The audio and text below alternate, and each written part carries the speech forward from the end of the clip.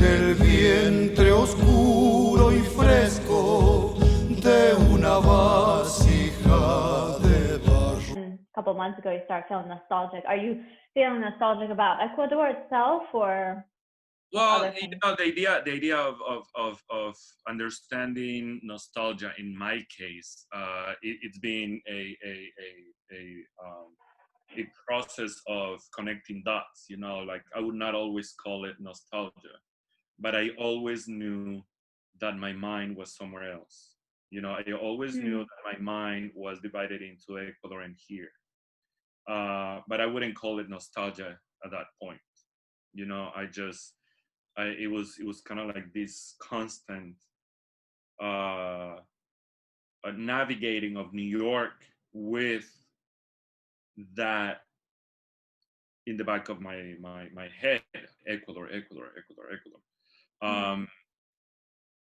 But it was not until recently that I started working on a project with Ecuadorian immigrants that they don't use that word either, but it keeps repeating this idea of like Ecuador, Ecuador, Ecuador, Ecuador.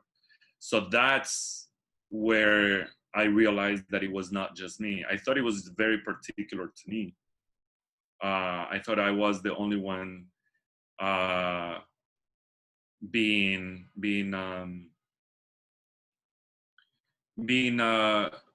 romanticizing the idea of Ecuador, and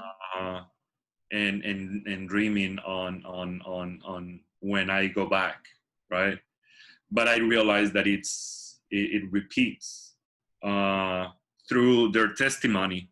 They keep talking about it, and that's when I'm like, man, you know, like we're freaking stuck in this idea of nostalgia. So the concept itself just came as a collective feeling. Came recently when I realized that my own personal feeling kept repeating over and over and over and over. And That's very interesting. Right, and in a way of making sense of it, yeah, I decided to, not decided, but I was like, man, you know, like we are stuck in this idea of nostalgia of yeah. Well, do you think they resist the word, or is there another word you use that describes nostalgia? Because you said they don't really call it nostalgia. Yeah, it is more of an explanation of the feeling. It's more, you know, like it's more the concept is when I go back, you know. Yeah. So that statement, when I go back, which is not if, is when I go back. When. Right. When I go back, it's sort of looking into the future, but basing in the past. So that's why, you know, a way for me to put it all together was thinking of nostalgia. But it's not something that, you know, it is not used. Is a concept that I'm using in order to understand why we're stuck in there, in that feeling of when I go back. I see. Which is not planning, like I said, is not planning into the future, but is kind of like planning to to go back. This idea of one day returning home, and yeah. Right. To go back to how it was. To go back to yes, yeah, yeah, yeah, yeah, yeah. Which Yeah, I feel guess, like no, go ahead. I was just going to say, I feel like I always romanticize nostalgia. And that's why I was so stuck in it. There's this, yeah, there's this romanticism about it. So I relate to that for sure. Yeah, yeah, yeah. And I think part of this process of quarantine, I had to detach myself from that a little bit, you know, I went through a process of rejecting my living environment, not liking my apartment, feeling annoyed and embarrassed. So like I said, there were very, very, very low moments of sitting on the edge of my bed and crying, like literally crying, something that I haven't done in a long time. Just crying out of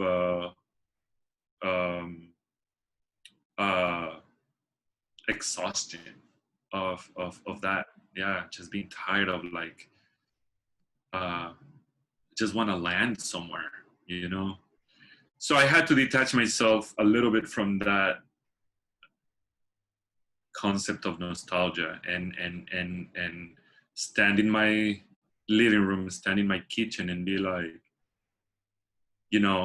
proud of whatever it is that I've accomplished, but be proud of it. And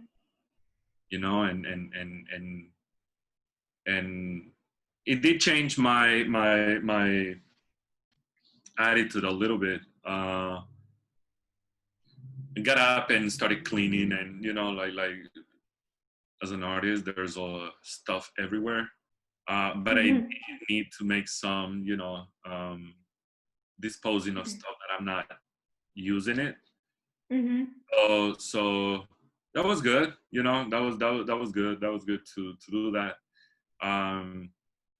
But yeah, it was kind of, it was very difficult. It's very difficult to say, if I don't go back ever again, that's fine. It's difficult to make that decision. And I don't think I'm quite there. But it's been a process of accepting this as something that belongs to me. Yeah, that sounds difficult. Yeah.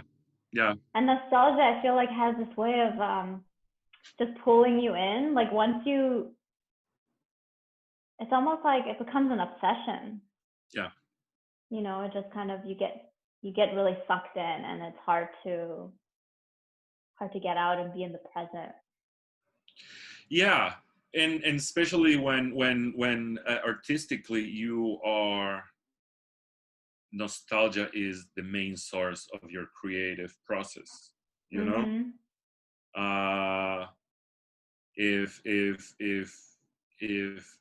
romanticizing that is what you do, Yeah, it's like I think of it as when I used to be heartbroken all the time, because I would just fall in love very fast and then heartbroken so much. But then my heartbreak was giving way to a lot of writing, a lot of material, a lot of poetry, and then they were very, they were good. I guess you can say, like, I was able to produce material as a writer, and so then you just kind of want to hold on to it, even if it hurts, but it gives you your art. Right. So that's how I think nostalgia is very close to that, and they kind of go hand in hand too, maybe. Yeah. I when you started your project, at that time I understood, I saw it like that. I understood nostalgia as this source of creativity that allows you to reflect on your past and bring it into the present and share and be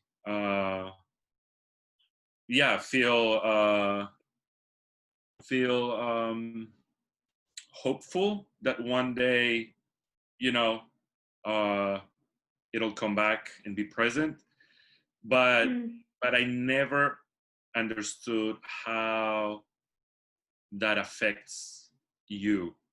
You know what I'm saying? at that time, I saw it as a positive creative process. You know, not that you are looking to for pain, but I accept it as a positive way of letting things out. But I never really understood how that affects you, really. And not affecting in a negative sense, but just the consequences of that into your present, like the real consequences, positive or negative, of that exercise of reminiscence all the time, reminiscing all the time, which I think I'm getting closer to understanding how that affects you and a group of people in general. You know, like for instance, you know, what is something positive about it? You know, what I see in the Ecuadorian community is this production of traditional artistic expressions through dance. You know, the nostalgia and the reminiscing of dances and outfits. It seems to keep alive something that even in Ecuador might be changing. I don't know if you understand, you know, like the community that is outside of, you know, your home country tends to keep certain things alive that maybe in your home country are evolving or not evolving, but yeah, it makes sense. Yeah. Wow.